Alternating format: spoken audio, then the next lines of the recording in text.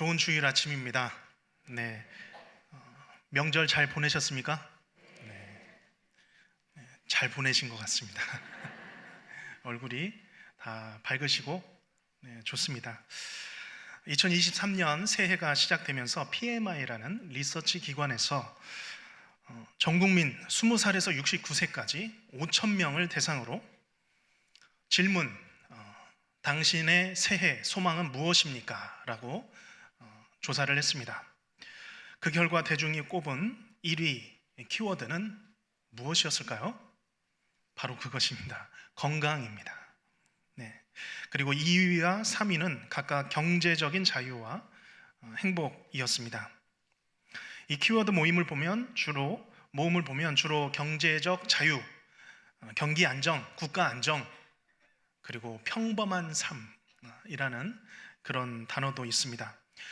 요 근래 우리가 경험하고 있는 경제 위기와 관련된 단어들이 많이 포진되어 있습니다. 여느 때도 그랬겠지만 올해는 더욱더 경제적인 불안과 우려와 그런 모든 것들이 새해 소망 가운데 많이 포함된 것 같습니다. 그런데 그 단어를 가만히 들여다보면 분명히 소망인데 그 안에 불안함이 담겨 있습니다. 소망이라고 하지만 말 그대로 소망일 뿐이죠. 바라는 것 뿐입니다. 그저 막연한 기대일 뿐이지 그 안에 불안과 초조함이 묻어나 있습니다. 지난 주간 구정을 지나면서 새해 복 많이 받으셨을 텐데요. 오늘 제가 묻습니다. 지금 성도님들께서 가지신 소망, 기대는 무엇입니까? 분명한 것은 우리의 소망은 세상이 말하는 소망과 다른 줄로 믿습니다. 성도가 갖고 있는 소망은 막연하거나 불안한 것이 아닙니다. 성도는 확실한 것을 소망합니다. 그 확실한 소망을 오늘 베드로는 우리에게 전달하고 있는데 우리가 이 시간 그 확실한 소망이 무엇인지 그 소망을 주신 그 주님을 바라보는 시간이 되시기를 간절히 바랍니다. 오늘 본문에 들어가기 앞서서 베드로전서를 받는 이 수신자들이 누군지 살펴보겠습니다. 베드로전서 1장 1절로 돌아가 보면 그 수신자를 잘 표현하고 있습니다. 예수 그리스도의 사도 베드로는 본도, 갈라디아, 갑바도기아, 아시아와 비두니아에 흩어진 나그네라고 표현하고 있습니다. 이처럼 베드로는 소아시아에 흩어진 나그네와 같던 그런 성도들, 하나님의 신실한 교회와 성도들을 향하여서 편지를 쓰고 있습니다. 당시 흩어진 성도들이라고 하면 로마 제국이라고 하는 거대한 세속 문화 속에 던져진 사람들이었습니다. 하나님을 알고 예수님을 믿고 뜨겁게 변화가 되었는데 과연 그 소수의 그리스도인들이 이 거대한 세상 속에서 어떻게 살아가야 할 것인가? 과연 그 성도들이 이 세상을 변화시킬 수 있는가라는 그 질문에 대한 답이 이 베드로전서에 담겨져 있습니다. 이 베드로전서는 답하고 있는 것입니다. 분명히 성도의 삶은 세상과 다르다입니다. 같을 수가 없다는 것이죠. 오늘 말씀을 통하여서 초대교회에 흩어진 나그네로 살았어도 영원을 바라보며 소망을 품었던 초대교회 성도들의 신앙을 우리가 함께 붙들기를 소원합니다. 먼저 베드로는 3절부터 5절까지 하나님을 찬양하며 첫 단락을 시작하고 있습니다. 우리 3절의 첫 문장 한 문장만 온 마음을 다해 읽고 아멘으로 하나님께 화답하겠습니다. 시작. 우리 주 예수 그리스도의 아버지 하나님을 찬송하리로다. 아멘. 아멘. 하나님을 향한 찬양입니다.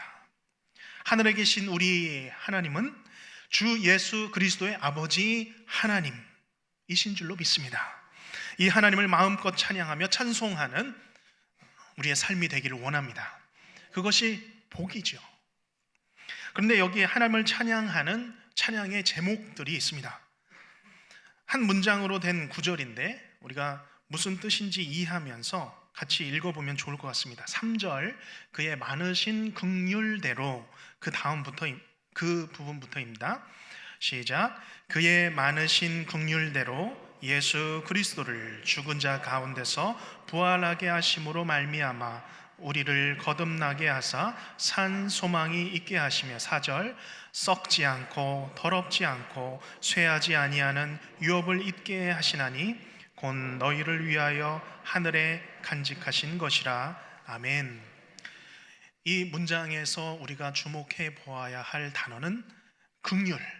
첫 단어는 긍휼이고요. 긍휼에서 시작해서 그것이 거듭남, 산 소망, 그리고 유업, 구원입니다. 그런데 이 단어들이 이 문장 안에서 아주 긴밀하게 연결되면서 진행되고 있습니다. 그래서 베드로전서를 주석한 스캇 맥나이트라는 학자는 이 문장 표현을 굉장히 역동적으로 꿈틀거리면서 살아 움직이는 문장이라고 표현하고 있습니다. 하나님의 긍휼, 하나님의 끝없는 그 은혜가 예수 그리스도의 죽음과 부활을 일으킨 것이죠. 그리고 그 예수의 죽음과 부활이 우리를 거듭나게 만든 것입니다. 하나님의 긍휼이 예수의 죽음과 부활로 말미암아 새로운 출생, 성도의 새로운 출생을 자극하는 것입니다. 그리고 이 성도로의 새로운 출생은 곧바로 성도에게 산 소망을 주십니다. 자극하는 것이죠. 나아가 이 산 소망은 영원한 유업, 하늘에 간직한 유업을 갖게 하시고 또한 말세에 받을 구원까지 보장한다는 것입니다. 그렇기 때문에 하나님의 긍휼이라고 하는 것은 불쌍히 여기는 마음 그 정도가 아니죠. 여기 긍휼이라는 단어는 자비, 연민, 동정이라는 굉장히 넓은 의미의 단어인데 헬라어로는 엘레오스라는 단어입니다.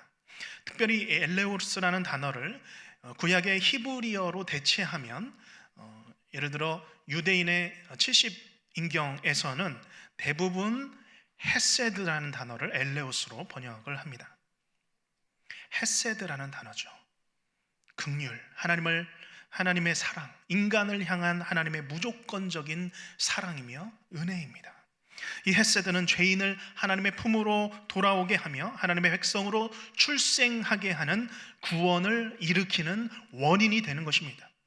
하나님께서는 지금도 그의 긍휼로, 그의 은혜로 죄인을 부르고 계시는 줄로 믿습니다. 오늘도 죄인으로 하여금 예수 그리스도를 통하여서 새로운 출생을 자극합니다. 또한 지금도 거듭난 성도에게 산 소망 붙들고 살아갈 수 있도록 자극합니다. 유업을 허락하시고 마침내 예비된 구원에 대한 확신을 갖게 하십니다.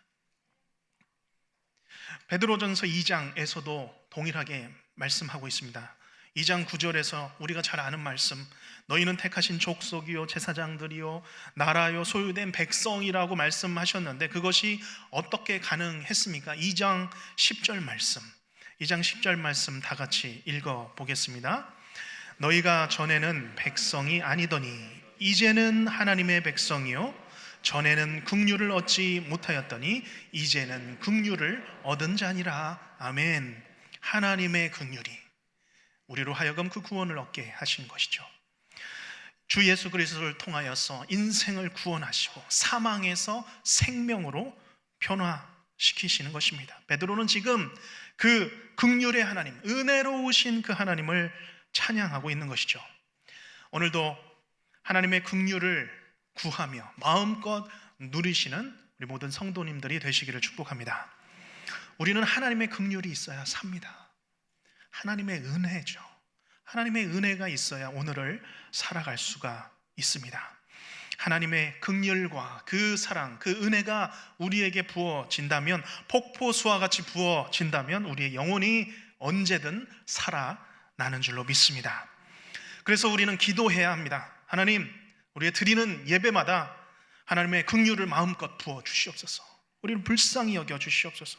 하나님의 그 크신 긍휼이, 그 사랑이 기도회마다, 모임마다, 우리 가정에서 드리는 예배마다, 부서마다, 위원회마다, 교회마다 하나님 부어 주시옵소서라고 기도하는 모든 성도님들이 되시길 바랍니다. 자, 그러면 하나님의 이 긍휼이 주신 세 가지 말씀드렸는데요, 세 가지 구체적으로 살펴봅니다. 그것은 곧 3절 후반에 산 소망, 4절에 하늘의 유업, 5절과 9절 말씀의 구원입니다. 산소망과 유업과 구원은 크게 묶여 있다라고 보셔도 좋을 것 같습니다. 먼저 산소망은 살아있으며 생생하고 우리가 그것을 정말 붙들고 하늘의 상을 붙들고 하나님께서 나를 구원하신 것을 우리가 붙들고 살아갈 수 있는, 생생하게 붙들 수 있는 소망이죠. 특별히 여기 산소망이라고 하는 것은 이 편지가 주어질 당시에 이교도들이 갖고 있었던 죽은 소망과 대조되는 소망입니다. 죽은 소망, 이교도들의 소망, 헛된 신의 소망은 아무것도 필요 없는 일시적이며 유한적인 소망일 뿐입니다. 얼마 전 한 방송에서 본 장면이 있습니다. 주인공이 한 사찰을 찾아갔습니다. 깊고 깊은 산속에 사찰을 찾아갔는데 다른 사람과 주고받는 말이 이렇습니다. 불상을 향해 소원을 빌면 자비하신 부처님이 다 들어주신다고. 어려운 문제, 고민하는 문제 다 털어놓으라고. 그러면 다 해결된다고. 그런 이야기를 하면서 그 다음 장면이 그 사찰 안에 이제 많은 사람들이 이제 막 기도를 하고 있는, 불상 앞에서 기도하고 있는 그런 장면을 보여주는 것입니다. 털어놓을 대상이 없으니 털어놓고 하소연하면 마음이 어느 정도는 해소가 되겠죠. 하지만 그것이 영원한 소망이 되겠습니까? 세상의 어느 것도 그 무엇도 우리의 소망이 될 수 없습니다.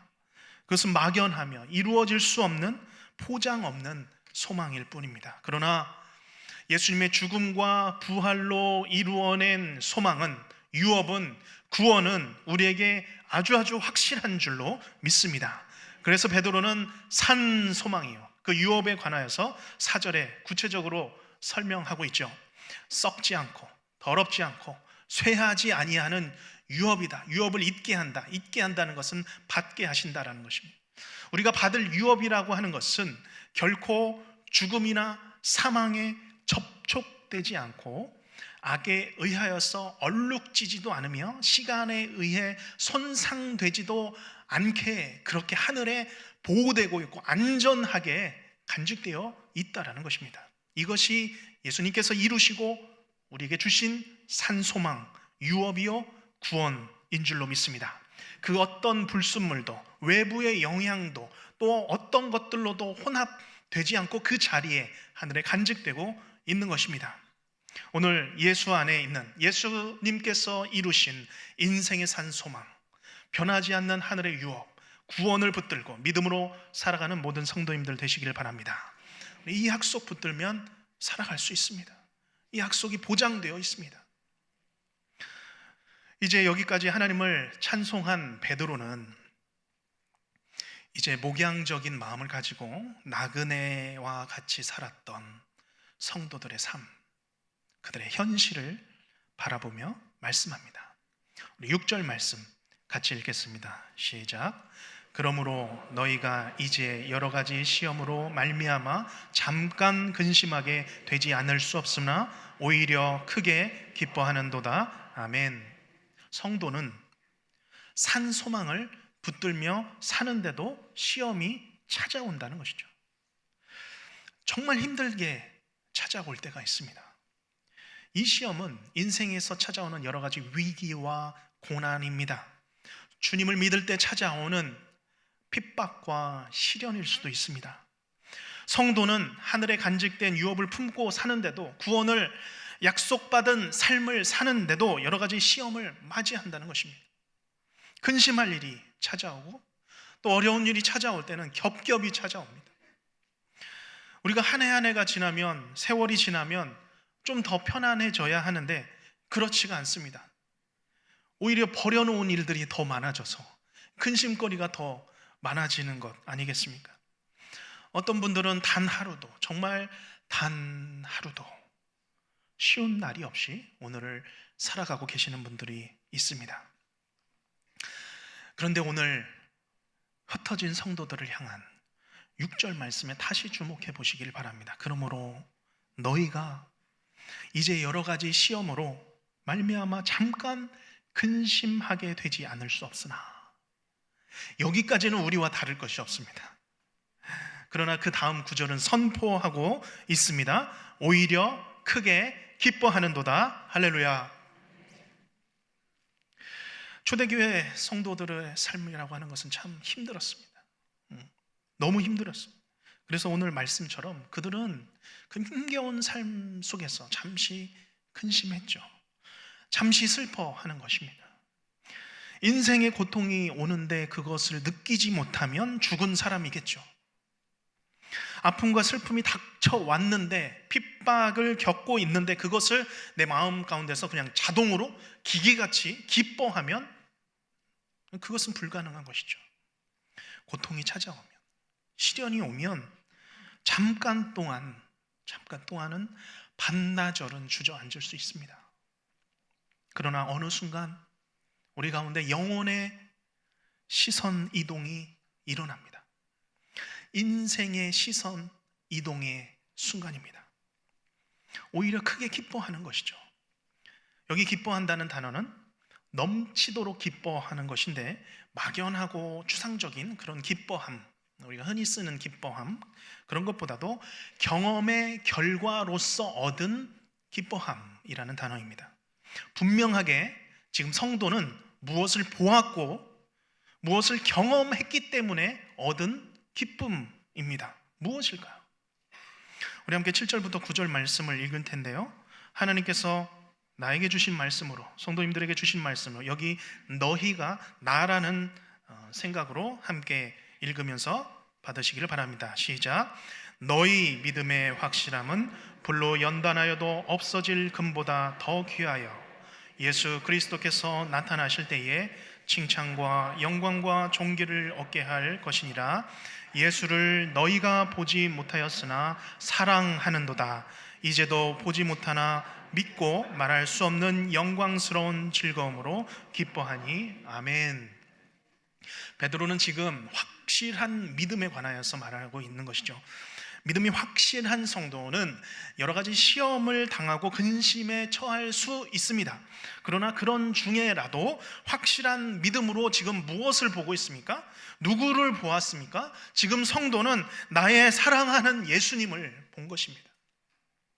나의 인생의 주인이시며 내 산 소망이신 살아있는 예수님을 본 것입니다. 내 영원한 기업, 구원이신 예수님을 믿음의 눈으로 보았습니다. 분명히 보았습니다. 초대교회 성도들은 사도 베드로와 같이 눈으로 예수님을 직접 본 적이 없을 것입니다. 그러나 예수님을 눈으로 본 적이 없어도 눈으로 본 것처럼 내 주 예수님을 사랑하고 있습니다. 그들은 앞으로도 눈으로는 예수님을 볼 수 없을 것입니다. 그러나 보는 것보다 확실히 더 믿는 것이죠. 나아가 말할 수 없는 영광스러운 즐거움으로 오늘 하루를 살아가는 것입니다. 우리가 주님의 얼굴을, 주 예수의 얼굴을 믿음의 눈으로 분명히 바라보며 살아가시기를 바랍니다. 내 몸이 약해도, 쓰러져도, 갈 길이 보이지 않아도 예수님 부르면서 살아가시기를 도전합니다. 나의 사랑하는 주님, 내 주 예수님 부르며 살아가는 것이죠. 베드로뿐만 아닙니다. 또 한 사람의 성도였던 사도 바울 마찬가지입니다. 고린도후서 4장 17, 18절 말씀, 자막을 보면서 읽을 텐데요, 17, 18절 말씀 같이 읽겠습니다. 우리가 잠시 환난에 경한 것이 지극히 크고 영원한 영광에 중한 것을 우리에게 이루게 함이니, 우리가 주목하는 것은 보이는 것이 아니요 보이지 않는 것이니, 보이는 것은 잠깐이요 보이지 않는 것은 영원함이라. 아멘. 베드로가 표현했던 것은 말할 수 없는 영광스러운 즐거움이라고 했는데, 바울은 지극히 크고 영원한 영광에 중한 것이라고 표현하고 있습니다. 그것에 비해서 우리가 받는 환난이라고 하는 것은 경한 것, 무엇인가요? 가벼운 것이라고 하는 거죠. 다른 번역에서는 찰나의 그런 순간이라고 표현하고 있습니다. 영원의 시간에 비교한다면 우리의 시험과 시련이라고 하는 것은 경하고 가벼운 것, 찰나의 순간이라는 것이고, 더 중한 것, 더 영원한 것을 즐기고 기뻐할 수 있다라는 것입니다. 그런데 이것이 어떻게 성도의 실제적인 삶에서 가능할까요? 어떻게 이것을 이해할 수 있을까요? 여러 가지 시험이 찾아오고 근심이 나를 덮고 있는데 내가 어떻게 말할 수 없는 영광스러움으로 기뻐할 수 있는가? 대답은 이것입니다. 우리의 생각과는 다르게 내가 당하는 여러 가지 시험과 우리의 영혼의 상태는 결코 묶여 있지만은 않다라는 것입니다. 많은 경우에 여러 가지 근심과 우리의 영혼의 문제는 상관이 없을 때가 있습니다. 사단은 우리에게 위기와 근심이 닥치면 우리를 설득합니다. 힘들지? 그래, 그렇게 넘어져 있어도 돼. 계속 그렇게 넘어져 있어. 하나님 말씀 떠나 있어도 돼. 하나님 잠시 떠나 있어도 돼. 그래, 그렇게 떠나는 거야. 내 영혼을 향하여서 계속 무너져 있으라고 꼬드깁니다. 그러나 시편 기자들 어떻습니까? 구약과 신약의 많은 성도들 어떻습니까? 특별히 시편 42편의 시편 기자는 사람들이 너의 하나님이 어디 있느냐, 내 뼈를 찌르는 칼같이 대적이 자신을 향하여서 비방 때문에 낙심한 가운데, 매우 낙심한 그런 어려움 가운데 있었습니다. 그러나 바로 그때에 이 시인에게 영혼의 시선 이동이 일어난 것이죠. 시편 42편 11절 말씀, 내 영혼아 내가 어찌하여 낙심하며 어찌하여 내 속에서 불안해하는가. 같이 읽겠습니다. 너는 하나님께 소망을 두라. 그가 나타나 도우심으로 말미암아 내가 여전히 찬송하리로다. 아멘. 내가 내 영혼을 향하여서 선포하는 것이죠. 내 눈을 들라, 내 시선을 들라. 그리고 나의 산 소망이신 주 예수님을 바라봅니다. 성령의 음성을 따라 바라봅니다. 예수님에게 주목합니다. 언제나 나와 함께 이미 계셨던 그 주님 바라보며 우리는 일어나는 것입니다. 사도행전 18장 16장에 바울과 실라가 한 여종의 귀신을 쫓다가 감옥에 갇힌 사건이 있습니다. 주님의 일을 했는데도 어려움을 당하는 것이죠. 고난입니다. 죽게 될 만큼 매를 맞고 발에 족쇄가 채워져서 깊고 어두운 감옥에 들어가게 됐습니다. 아마 보통 사람이라면 고통에 신음하든지 지쳐서 잠에 들었을 것이죠. 하지만 사도행전 16장 25절은 이렇게 기록합니다. 한밤중에 바울과 실라가 기도하고 하나님을 찬송하며 죄수들이 듣더라. 바울과 실라는 지금 몸이 힘들지 않았을까요? 아마 전도 여행을 많이 다녔으니까 다리가 튼튼하고 무슨 체력이 강화가 돼서 지치지 않는 체력으로 하나님을 찬송하였더라. 지금 그런 의미일까요? 바울과 실라에게 있어서 매를 맞은 것과 하나님을 찬송하는 것은 별개였습니다. 다른 문제였습니다. 내 몸이 쓰러져 가는 것과 하나님을 찬미하는 것은 정말 아무 상관이 없기 때문입니다. 오히려 내 몸의 상태가, 내 현실이 무너져 가면 무너져 갈수록 내 영혼은 하나님을 더 깊이 신뢰할 수 있는 것입니다. 더 깊이 찬양하고 더 깊이 예배하고 기도할 때에 인생에 묶인 옥터가 흔들리고 묶여있던 것이 하나님의 방식으로 풀려나게 되는 것입니다. 오늘 이 시간 여기 계신 성도님들 한 분 한 분께 도전합니다. 우리가 여러 가지 시험을 당하는 것과 확실한 믿음으로 사는 것, 다른 문제임을 믿으시기를 바랍니다. 시험을 당한다고 그 시험에 매몰되어서 어쩔 수 없다고 다 그렇게 산다고 낙담하는 것은 사단의 시험에 무너지는 것입니다. 오히려 사단의 설득과 그 유혹을 이겨내고 내 영혼의 시선이 하나님께 이동할 때에 성도는 오히려 성도는 하나님의 영광스러운 섭리와 계획과 다스리심과 그 통치로 인하여서 즐거워하며 크게 기뻐할 수 있는 것입니다. 이것이 믿음입니다. 이것이 의인은 믿음으로 말미암아 실제적인 삶을 사는 것입니다. 제가 여기 이사를 와보니까 너무 가까이에 산도 있고 바다도 있습니다. 좋은 두 가지가 한꺼번에 이 근처에 있더라고요. 이런 곳이 잘 없죠. 산과 바다 어떻습니까?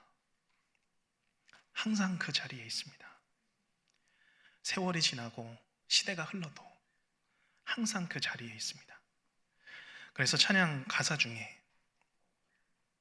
주님은 산 같아서 여전히 그 자리에 계셔 눈을 들면 보이리라 날 위한 그 사랑이라고 찬양하고 있습니다.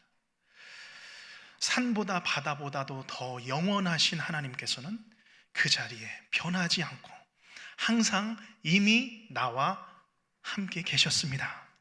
내가 다른 곳을 바라보고 있었기 때문입니다. 우리의 눈을 들기만 하면 됩니다. 시선만 들어도 주님이 보이는 것이죠. 그렇기에 믿음의 성도는 시험이 찾아와도 잠깐 근심하다가도 반나절이 지나면 자리를 털고 일어날 수 있는 것입니다. 기도하며 일어날 수 있습니다. 찬양하며 예배하며 일어납니다. 주 예수 붙들고 주 예수 바라보며 일어나는 것입니다. 아직도 여전히 시험 때문에 시련 때문에 넘어져 계신 분들이 있다면, 아직 일어나지 못하고 있는 분들이 계시다면 이렇게 말씀드리겠습니다. 반나절이 다 지나갔습니다. 일어서시기를 바랍니다. 내 삶에 집중된 낮춰진 나의 시선을 들어서 이제는 주님을 바라보고 더욱 주님을 사랑하시기를 축복합니다. 또 한 가지 우리는 또 한 가지 마음을 품어야 합니다. 이제 다음 주면 태신자 작정 주일, 1차 작정 주일입니다. 우리가 이 주일은 가슴 뛰는 주일이 되어야 합니다. 태동을 즐기시기를 바랍니다. 오늘 우리가 예수님으로 말미암아 구원의 산 소망, 하늘의 유업 간직하며 영광의 그 즐거움으로 살아간다면 그 복음 전할 수 있어야 합니다. 아직 태신자를 찾지 못하였다면 기도해 보시길 바랍니다. 순찰하시길 바랍니다. 영혼의 순찰대가 되시기를 바랍니다. 내 주일을 찾아보시며 기도하시길 바랍니다. 그래서 오늘 여호와께로 나의 시선을 들게 하여 주시옵소서. 또한 사랑하는 나의 이웃들이 주의 영광스러움 주님 함께 맛보게 하여 주시고 예비하신 구원의 초청의 자리로 들어가서 오히려 크게 하나님으로 말미암아 기뻐하는 모두의 삶이 되게 하여 주시옵소서라고 기도하시는 한 주간이 되시기를 주님의 이름으로 축원합니다. 기도하겠습니다.